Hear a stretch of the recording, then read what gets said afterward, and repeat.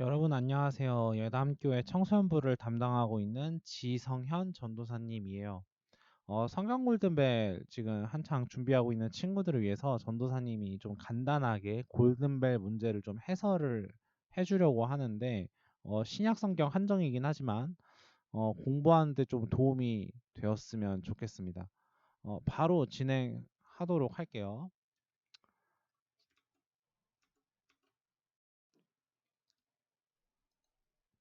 네, 성경 골든벨 마가복음 해설이고 첫 번째 강의로 오늘은 마가복음 1장부터 4장까지의 이야기를 좀 해보려고 하는데, 자, 먼저 성경 골든벨 준비를 어떻게 해야 될까에 대해서 좀 이야기를 좀 해보고 싶어요. 현재 성경 골든벨 지금 범위가 구약의 경우에는 시편이고 신약 성경의 경우에는 마가복음, 디도서, 빌레몬서. 어찌 보면 양이 되게 별로 안 된다고 생각이 들 수도 있는데 시편 자체가 150편까지 있는 성경책이다 보니까 양으로 따지면은 그동안 있었던 성경 골든벨 수준과 좀 비슷하다라는 생각은 들어요. 근데 시편 때문에 공부하기가 조금 더 어렵지 않을까라는 생각도 들어요. 시편의 경우에는 이제 빈칸 문제 중심으로 이제 시편 자체가 이제 그 찬송가이기 때문에 당시 이제 시적인 표현으로 많이 사용하는 단어들이 정말 많이 있어요. 이제 이를 중점으로 우리가 빈칸을 많이 암기를 해야 되는데 예를 들면 복, 길, 요새, 산성, 기름, 사슴, 뭐 새벽, 등, 빛, 뭐 이런 표현, 이런 시적인 표현들이 시편에 많이 사용돼요. 그래서 이런 단어들이 굉장히 좀 중요하게 여겨지는 표현들이라 아마 시편에서 나오는 그 빈칸 문제들이 요런 답들이 굉장히 많을 거예요. 이제 그 부분을 좀 참고를 하면 되겠다라는 생각이 들고 시편을 진짜 간략하게 요약을 하면은 하나님을 찬양하는 시, 그래서 뭐 하나님의 성품, 하나님의 선하심과 하나님의 의로우심, 정의로우심을 찬양하는 시가 있거나 혹은 하나님이 나에게 말씀하신 내용들, 이제 표현으로는 율법이라고 하거나 교훈이라고 하거나 계명이라고 하는데 이 하나님이 나에게 말씀하신 내용을 기뻐하는 시가 있고 하나님이 거하시는 집, 성전이죠, 성전. 성전. 그리고 이걸 다르게 표현하면 시온이라고 표현을 해요. 그래서 이 성전과 시온이 아름답다고 고백하는 찬송가들, 시들이 많습니다. 그래서 다 하나님에 대한 하나님의 찬양, 하나님의 성품에 대한 찬양, 하나님이 말씀하신 것들, 하나님이 거하시는 집, 하나님의 이름이 많이 등장해서 여호와의 언급이 정말 많다라는 부분을 우리가 참고를 하면 될 것 같아요. 그래서 이제 보통 뭐 주를 찬양하나이다 해서 그 주에 빈칸이 뚫려 있다. 그러면은 아, 주님을 찬양한다? 그러면은 여기에는 주님이 들어가거나 하나님이 들어가거나 여호와가 들어가야겠네. 라고 찍어 볼 수도 있겠고요. 하나님의 무엇을 내가 찬양합니다. 라는 성경 구절이 뜨면은 거기에 빈칸이 뚫려 있을 때 내가 도저히 모르겠다. 그러면 하나님의 선하심, 하나님의 의로우심을 적어서 찍어 볼 수도 있겠죠. 비슷하게 이제 기뻐한다라는 표현이 나와 있으면 하나님의 율법, 하나님의 교훈, 하나님의 계명을 기뻐한다라고 찍어 볼 수도 있겠고요. 자, 시편은 찬송하는 내용들이 많기 때문에 문제 자체를 바꾸는 거는 어려워요. 그러니까 객관식으로 나오기가 어렵다는 얘기예요. 거의 대부분 주관식이에요. 그래서 이제 성경 골든벨 시편 파트 공부하는 친구들은 알겠지만 빈칸 문제가 진짜 많죠. 그래서 그렇게밖에 낼 수가 없어요. 시편의 경우에. 그래서 그냥 빈칸에다가 답안을 쓰고 무진장 외우면 될 것 같아요. 알겠죠? 자, 다음은 신약으로 넘어가 볼게요. 신약. 자, 신약의 경우에는 마가복음과 디도서와 빌레몬서 이렇게 세 권이 들어가 있는데 마가복음만 공부하면 돼요. 왜냐하면 디도서와 빌레몬서가 굉장히 짧기 때문에 빌레몬서는 한 장밖에 안 되거든요. 그래서 마가복음을 중점적으로 이제 신약 공부를 하고 디도서 빌레몬서의 경우에는 나중에 벼락치기로 공부하면 됩니다. 이 부분은 디도서와 빌레몬서의 경우에는 전도사님이 마지막 마가복음 4강 마지막 강의 때 살짝 언급을 하도록 할게요. 자, 그럼 마가복음은 도대체 뭐냐? 자, 마가복음은 장르가 복음서예요. 복음서. 복음서는 예수님에 대한 이야기를 쓴 책이죠. 그래서 예수님에 대한 이야기, 스토리이기 때문에 마가복음의 경우 성경 골든벨에 나와 있는 문제를 그대로 안 낼 수도 있어요. 조금 꼴 수도 있다는 얘기예요. 바꿔서 낼 수 있다라는 얘기예요. 그 부분에 대해서 전도사님이 문제 해설하면서 조금씩 이야기를 해보도록 할게요. 자, 주의해야 될 점이 있는데 우리가 가지고 있는 복음서는 총 4권이에요. 4권. 마태복음, 마가복음, 누가복음, 요한복음. 근데 이 4권의 성경책이 복음서는 예수님의 이야기를 각자 다르게 말해요. 예수님을 통해 말하고자 하는 바가 마태랑 마가랑 누가랑 요한이 다 관점이 달랐기 때문이에요. 그래서 문제를 좀 꼴적에 바꿀 적에 마가복음 문제를 내긴 하는데 마태복음에서 나온 이야기를 이제 보기에 추가를 해서 사람들로 하여금 헷갈리게 만들 수도 있다라는 거예요. 그래서 마가복음 문제를 풀 적에는 내가 기존에 알고 있던 지식을 최대한 배제하는 것이 좋겠다는 생각을 합니다. 우리 청소년부 친구들은 전사님 몇 번 얘기해서 잘 알겠지만 예수님이 태어나신 장소에 대해서 전사님 몇 번 언급을 했었어요. 보통 예수님이 태어난 곳이 어디냐라고 물으면 말구유라고 이야기를 하는데 말구유는 누가복음에만 나오죠. 이제 그런 것처럼 마태복음에서는 예수님이 말구유에 태어났다고 이야기를 하지 않아요. 말할 필요가 없었기 때문이죠. 이런 것처럼 조금 기존에 알고 있었던 지식을 배제하면서 이제 해당되는 성경책에만 집중하는 것이 좋겠다라는 생각을 가져봅니다. 자, 이제 본격적으로 좀 문제를 해설해 보도록 할게요. 자, 1번 문제 한번 볼까요? 자, 마가복음의 저자는 누구인가? 이 쉽죠? 마가죠, 마가. 이거는 이게 더 이상 이야기할 필요가 없을 것 같아요. 자, 2번 문제부터 좀 들어가 보도록 할게요. 자, 2번 문제에서는 마가복음 1장 7절과 8절 말씀을 제시를 하는데, 자, 그가 전파하여 이르되 나보다 능력 많으시니까 내 뒤에 오신다. 나는 굽혀 그의 신발끈을 풀기도 감당하지 못하겠다. 나는 너희에게 물로 세례를 베풀었거니와 그는 너희에게 성령으로 세례를 베푼다라고 이야기를 하죠. 자, 문제는 본문에서 나는 누구인가라고 나와 있는데, 자, 여기서 나와 그가 있네요. 그래서 아마 전도사님 생각했을 때 이 문제를 바꾼다면 나 대신에 그는 누구인가라고도 바꿀 수 있을 것 같아요. 그래서 문제 보자마자 당장 답안을 쓰기보다는 정확하게 문제를 읽는 것이 더 중요하겠다라는 생각을 가져봅니다. 자, 팁을 전도사님이 썼는데 마가복음의 1장 1절부터 15절까지를 마가복음의 서론이라고 불러요. 프롤로그라고 부르는데 여기서의 등장인물은 두 사람밖에 나오지 않습니다. 예수님과 세례 요한밖에 없죠. 자, 근데 딱 봐도 나는 내 뒤에 오실 분을 감당하지 못하겠다라고 표현하는 걸 미루어 보아 나보다 큰 분은 예수님이고 나는 세례 요한이겠다라는 생각을 가져볼 수 있을 것 같아요. 그래서 세례 요한을 세례를 붙여서 요한이라고 부르잖아요.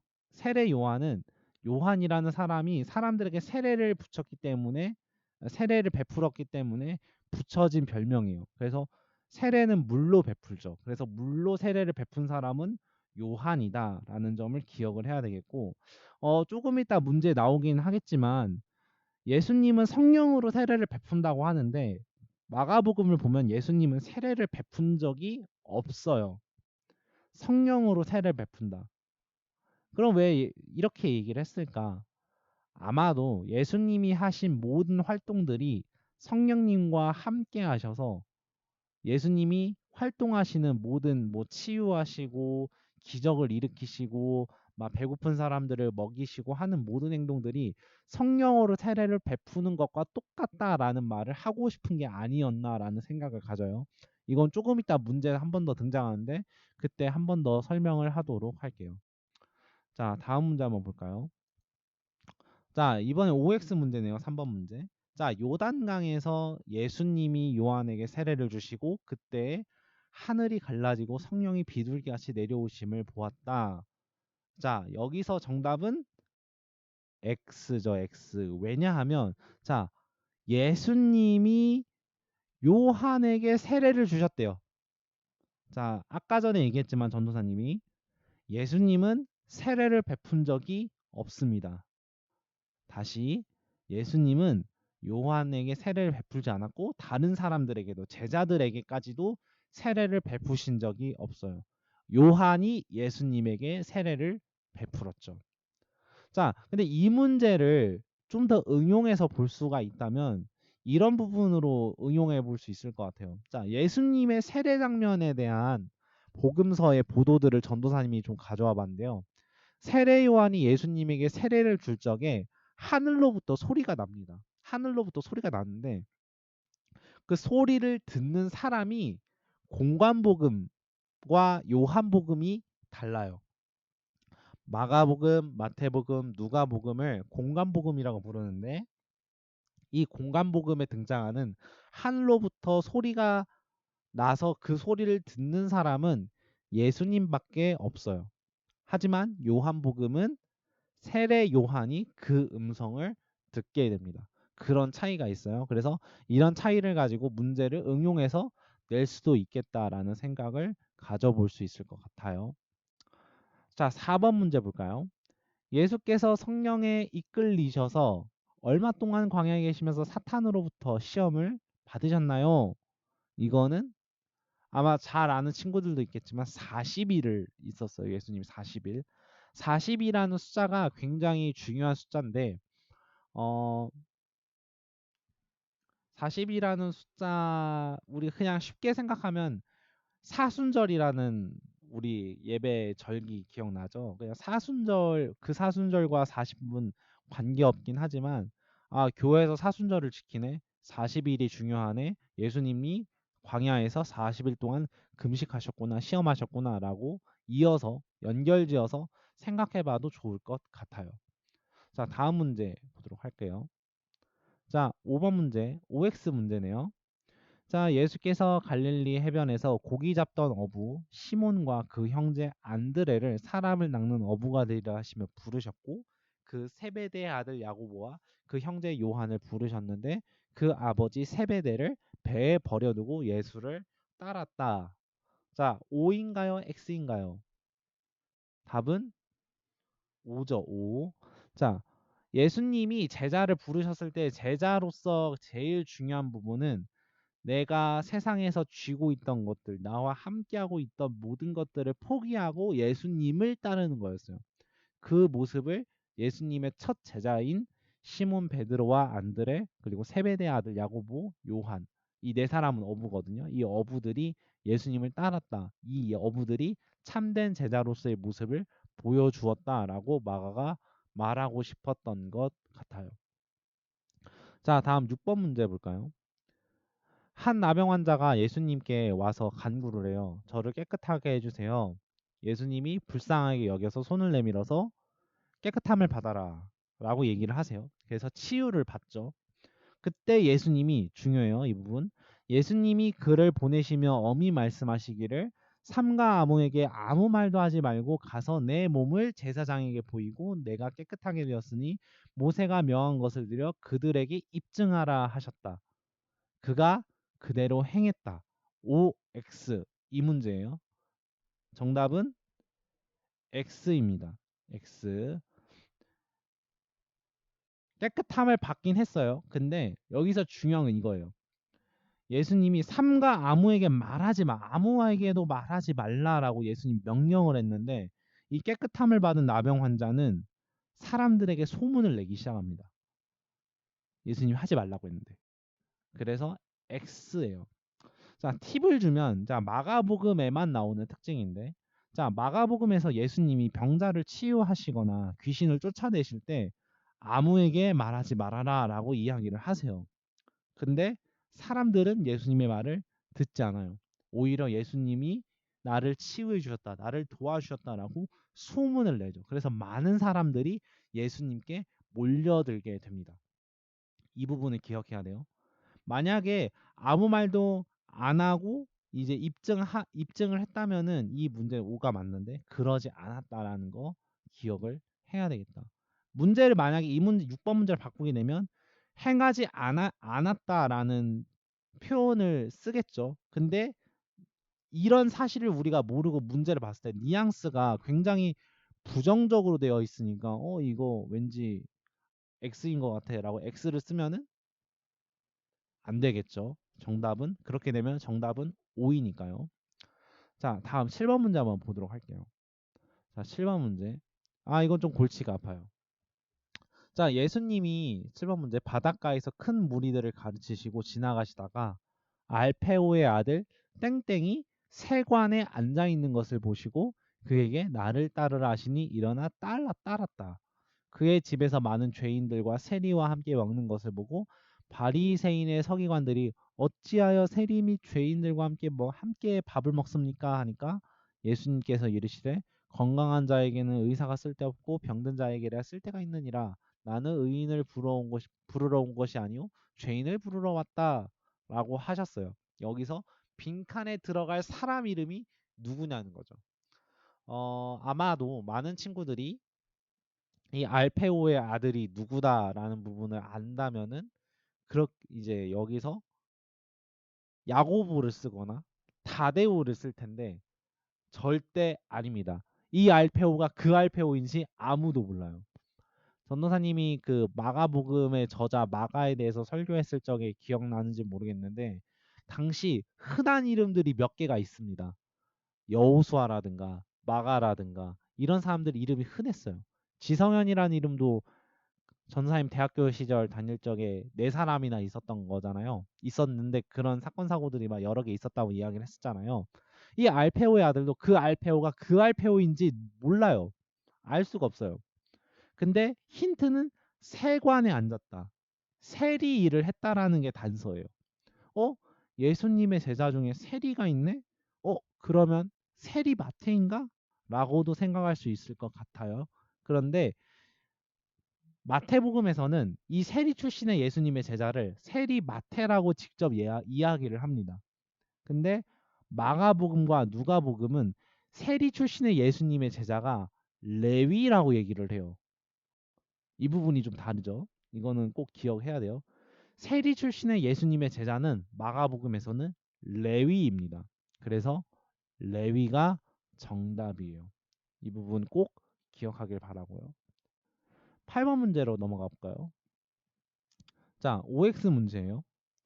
사람이 안식일을 위하여 있는 것이 아니요 안식일이 사람을 위하여 있는 것이 아니니 이러므로 인자는 안식일에도 주인이니라 라고 이야기를 하십니다. 자, 여기서 중요한 거는 사람이 안식일을 위하여 있다. 안식일이 사람을 위하여 있는 것이 아니다 라고 이야기를 하죠. 간단하게 이야기를 하면 사람이 먼저냐 안식일이 먼저냐라는 건데 지금 이 예수님 말씀하신 이 내용은 사람이 먼저라는 뜻이에요? 안식일이 먼저라는 뜻이에요? 안식일이 먼저라는 뜻인 거죠. 근데 예수님의 말씀을 마가복음에서 보면은 예수님 당시의 율법은 사람을 억압하기 위한 도구였어요. 그래서 사람이 도구고 아니 사람이 이제 밑에 있고 율법이 안식일을 지켜야 된다라는 그 율법이 사람 위에 있었죠. 근데 예수님은 그거를 비판을 하셨던 분이에요. 예수님이 종교 지도자들 뭐 대제사장들 바리새인들을 계속 비판을 하셨던 부분이 이런 부분 때문에 비판을 하셨던 거죠. 그래서 안식일이 먼저가 아니고 아니 그러니까 사람보다 안식일이 먼저가 아니라 사람이 안식일보다 먼저다라고 예수님이 가르치셨어요. 그래서 정답은 X입니다. X. 안식일이 사람을 위하여 있는 거예요. 사람이 안식일을 위하여 있는 거는 종교 지도자들이 하는 얘기예요. 이 부분을 기억하면 되겠습니다. 자, 다음 9번 문제 한번 볼까요? 예수는 제자 12를 세우셨다. 시몬에게는 베드로라 하는 별명을 더하셨다. 세베대의 아들 땡땡과 그의 형제 땡땡은 이 둘에게는 보아너게 곧 울의 아들이란 이름을 더하였다 라고 하네요. 자, 예수님의 제자 중에 별명을 가진 제자가 세 사람이 있었습니다. 세 사람. 그 세 사람이 이제 대표적으로 베드로가 있죠. 베드로. 반석이라는 뜻을 시몬이라는 이름을 가졌지만 베드로라는 별명을 붙이셨어요. 이제 좋게 표현해야 반석이지 그냥 돌멩이에요. 돌멩이. 그래서 베드로가 좀 돌머리였던 것 같아요. 약간 그런 뉘앙스를 풍기는 것도 있어요. 그래서 이제 그런 부분에 대한 별명을 있었고, 자, 세베대의 아들, 울의 아들이라는 별명을 가진 사람은 야고보와 요한입니다. 이제 보아너게라는 별명을 붙였는데, 자, 전사님 밑에 보면 더 동명이인을 구분하기 위해 붙였을 수도 있겠다라고 쓴 게, 자, 야고보가 세베대의 아들 야고보만 있었던 게 아니에요. 아까 전에 이게 언급을 살짝 했는데 알페오의 아들 야고보도 있어요. 근데 이 알페오의 아들 야고보는 별명이 없습니다. 예수님이 극진하게 아꼈던 제자는 아니었던 것 같아요. 그래서 세베대의 아들 야고보, 요한, 베드로 이 세 사람만 별명이 있다. 그래서 여기서의 답은 야고보, 요한이다라는 거 기억하면 될 것 같습니다. 자, 다음 문제 한번 넘어가 볼까요? 자, 10번 문제. 자, 빈칸 안에 맞는 말은 하면서 예수님의 제자들을 쭈르르르르륵 쓰고 있어요. 개인적으로는 만약에 이 문제를 가지고 문제를 꼬신다고 하면은 다른 제자들의 이름에 빈칸을 뚫어 놓겠죠. 근데 그렇게 하시면 너무 잔인한 게 아닌가라는 생각을 합니다. 아무튼간 여기 빈칸 안에 들어갈 예수님의 제자는, 자, 베드로 별명을 가졌던 시몬이 별명을 가졌죠. 베드로라는 별명을 가졌어요. 그래서 베드로라는 시몬, 그리고 베드로의 형제였던 안드레, 그리고 세베대의 아들 야고보, 그리고 그의 형제 요한. 그 다음에 야고보와 같은 이름이지만 아버지가 달랐던 알페오의 아들 야고보, 그리고 야고보의 동생이 있었어요. 야고보의 동생. 그 사람이 바로 다데오입니다. 다데오. 그리고 빌립이 있었고 바돌로메, 마테, 도마, 가나나인, 누구. 자, 여기서 누구를 가나나인이라고 굳이 언급을 했던 거는 아마도 중복된 이름을 피하기 위해서 이렇게 썼던 것 같아요. 그럼 가나나인 중에 누가 있냐? 바로 시몬이에요. 시몬. 그래서 베드로라는 시몬이 있고 가나나인, 젤롯당, 열심당원 시몬이 있었어요.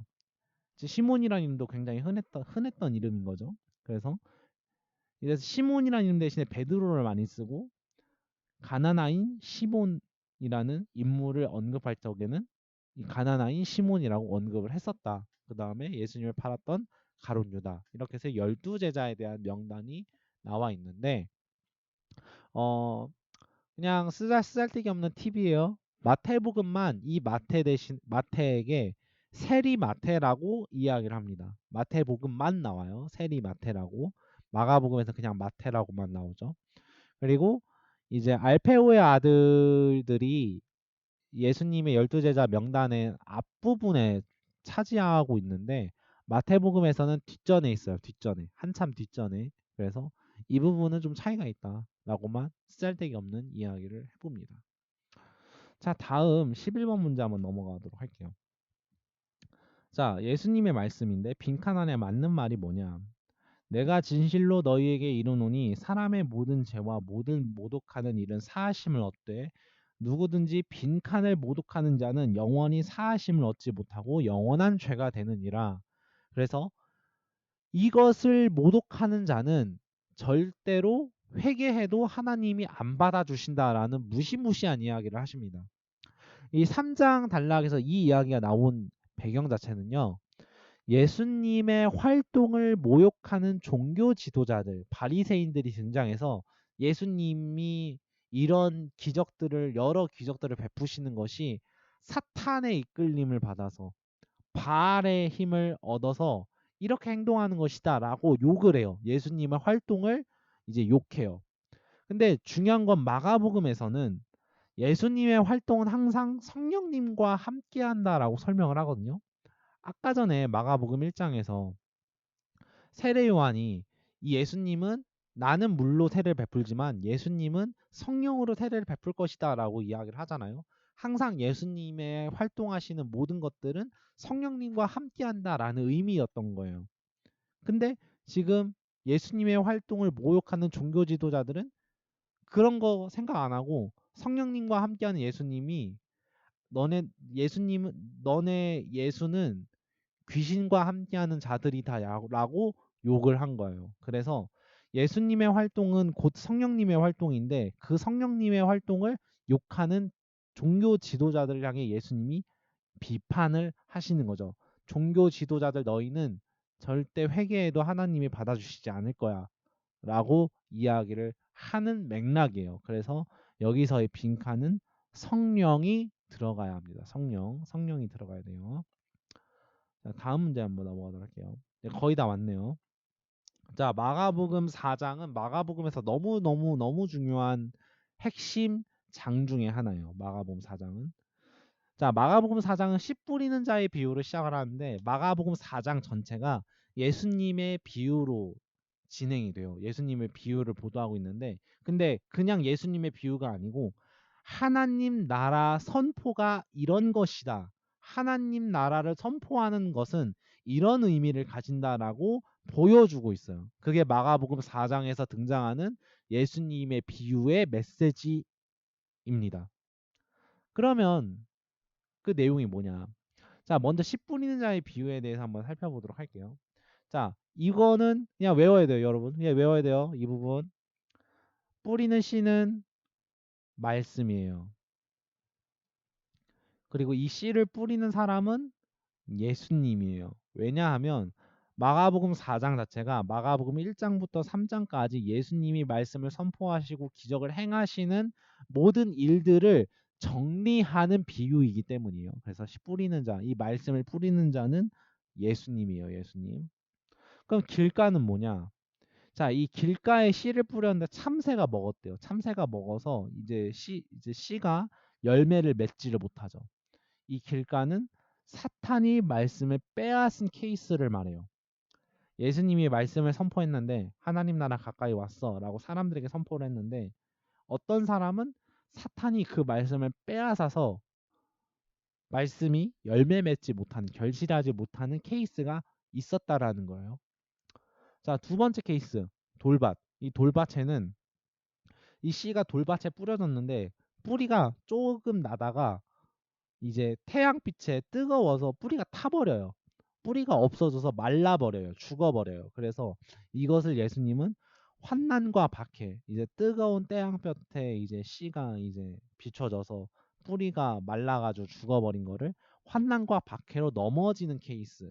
내가 예수님의 말씀을 받았지만 뭔가 근심이 생기고 어려움이 생겨서 예수님 믿는 거를 포기하고 버리는 거죠. 이제 이 부분은 돌밭, 뿌리가 없어서 마른 케이스를 생각하면 되겠습니다. 쓰잘데기 없는 이야기이긴 한데요. 아까 전에 예수님이 베드로라는 시몬에게 베드로라는 별명을 붙였잖아요. 그 베드로가 돌, 반석이란 뜻이라고 했죠. 그 돌밭에 이 돌이 베드로입니다. 베드로. 그러니까 페트로스. 헬라어로 페트로스인데 그래서 베드로가 환난, 박해, 예수님이 이제 십자가에 달리기 직전에 사람들이 너 예수님의 제자였지라고 이제 베드로를 붙잡았을 때 베드로가 아니야 나는 저 사람 몰라 저 사람을 저주하면서 이제 예수님을 저주하면서 나 저 사람 몰라라고 하면서 3번 예수님을 부인을 하죠. 그래서 환난과 박해로 넘어지는 베드로 돌의 모습을 우리가 엿볼 수가 있어요. 근데 그런 부분과 연결이 됩니다. 쌀데기 없는 얘기였고요. 자, 다음은 가시떨기. 자, 가시떨기에 씨가 뿌려졌어요. 가시떨기에 씨가 뿌려졌는데 이 씨가 열매를 좀 맺으려고 이제 뿌리를 내리다가 가시떨기가 너무 많아가지고 가시가 그 씨가 자라는 에너지를 막아요. 그래서 이거를 예수님은 염려하는 거, 세상에 대해서 염려하는 거, 그리고 재물에 대한 유혹이 생기는 걸로 혹은 기타 욕심이 생겨서 결실을 못하는 경우를 가시떨기에 떨어진 씨에 빗대어서 이야기를 하셨어요. 그 네 번째 땅은 좋은 땅이에요. 좋은 땅. 그래서 이 좋은 땅에 뿌려진 씨는 30배, 60배, 100배 결실을 맺는데 예수님이 이제 제자들을 만나면서 제자들에게 이제 하나님 나라를 선포하시고 복음을 전할 적에 아멘 하고 제자들이 수용했죠. 말씀을 받았죠. 그런 사람들이 다 좋은 땅에 해당되는 부분이에요. 이제 그래서 12번 문제 이 네 가지 땅은 뭐냐? 길가, 돌밭, 가시떨기, 좋은 땅. 네 가지겠죠. 자, 흙이 깊지 아니하므로 곧 쌍이 나오나 해가 돋은 후 타서 뿌리가 없어져서 말랐다. 이 땅은 무슨 땅이냐? 돌밭, 돌밭. 상상해 보면 쉽죠. 돌밭에 씨가 뿌려졌는데 이제 뿌리가 좀 자라다가 흙이 없으니까 햇빛에 그냥 노출되겠죠. 그래서 뿌리가 타버리는 그런 경우를 생각해 볼 수 있을 것 같아요. 자, 14번에 뿌리는 씨는 무엇을 비유로 한 거냐? 말씀이에요. 말씀. 그냥 딱 외우면 되겠죠. 15번. 다음은 어느 땅에 뿌려진 씨인가? 세상의 염려, 재물의 유혹, 기타 욕심이 들어와서 말씀을 막아서 결실하지 못하게 됐다. 가시떨기예요. 이제 이 부분 등장하는 땅과 뿌리는 씨가 무엇인지를 우리가 기억해야 되겠다. 그리고 본질은 하나님 나라 선포에 대한 비유다. 여기서는 무조건 한 문제가 무조건 나올 거예요. 4장은 너무나 중요하기 때문에. 그래서 이 한 문제 꼭 먹기 위해서 이 부분은 꼭 외우시기를 바래요. 자, 다음 문제 넘어가 볼까요? 다음 문제. 자, 빈칸 안에 맞는 말은 자, 이것도 C 비유예요. C 비유. 마가복음 4장에 나와 있는 C 비유인데 이것도 역시 하나님 나라 선포에 대한 비유예요. 자, 빈칸은 사람이 씨를 땅에 뿌린 것 같으니 그가 밤낮 자고 깨고 하는 중에 씨가 자라나서 자라되 어떻게 글이 되는지는 알지 못하느니라. 땅이 스스로 열매를 맺되 처음에는 싹이요 다음에는 이삭이요 그 다음엔 이삭에 충실한 곡식이라 열매가 익으면 곧 낫을 되나니 이는 추수 때가 이르렀음이라. 자, 이 문제랑 땡땡은 겨자씨 한 알과 같으니 땅에 심길 때에는 땅 위의 모든 씨보다 작은 것이로되 심긴 후에는 자라서 모든 풀보다 커지며 큰 가지를 내나니 공중의 새들이 그 그늘에 깃들일 만큼 되느니라 라고 하는데 자, 이 두 비유를 쌍둥이 비유라고도 해요. 자, 이 두 비유의 가장 큰 공통점 핵심 메시지는 씨가 작아서 눈에 안 보여요. 보이지 않아요. 근데 이 보이지 않는 씨가 점점 커지면서 이제 나무 열매를 맺는 이제 이삭이 되고 곡식이 되고 그리고 어떤 씨는 겨자 씨는 나무가 된다라고 이야기를 하죠. 처음에는 작았지만 나중엔 커져서 눈에 잘 보인다라는 얘기예요. 그래서 이 비유의 의미 자체는 하나님 나라는 지금 안 보여요. 안 보여요. 작아 보여요. 마가복음 1장에서 시작한 예수님이 선포한 하나님 나라가 지금 당장은 안 보여요. 그런데 결국에는 나중에는 알지 못하는 순간에 커진다는 거예요. 보인다는 거예요. 예수님이 십자가에 달리시고 죽으시면서 교회가 설립되고 교회가 이제 세워지고 그 교회로부터 하나님 나라가 선포되면서 하나님 나라가 점점 커져가는 것처럼 하나님 나라라는 이 씨는 땅에 뿌려져서 결국 커진다라는 거죠. 그래서 이 두 빈칸에 들어갈 말은 하나님 나라입니다. 하나님 나라. 그래서 마가복음 4장 자체가 하나님 나라에 대한 선포에 대해서 이야기를 하고 있어요. 하나님 나라가 핵심인 거예요. 마가복음 4장에선. 그래서 뭔가 씨가 나온다. 씨가 나온다. 여기 씨 나오죠. 여기서도 씨가 나와서 싹이 나오죠. 여기 씨가 나오죠. 여기도 씨가 나오죠. 여기서도 씨가 나와요. 이 씨가 나오면 하나님 나라다라고 생각을 하면 되겠습니다. 자, 지금까지 해서 마가복음 1장부터 4장까지 이제 문제 해설을 좀 해봤는데 전도사님이 두서없이 이제 진행돼서 좀 어려운 부분도 없지 않아 있진 않았을까라는 생각은 드는데 그래도 좀 이런 부분들 한 문제 한 문제씩 참고하면서 이제 공부를 해봤으면 좋겠고요. 질문 사항이 있으면 전도사님한테 언제든지 이야기를 하면 될 것 같아요. 자, 그러면 전도사님이 문제의 다음 풀이는 다음 강의에서 5장부터 8장까지 진행을 하도록 하겠습니다. 그럼 모두 안녕.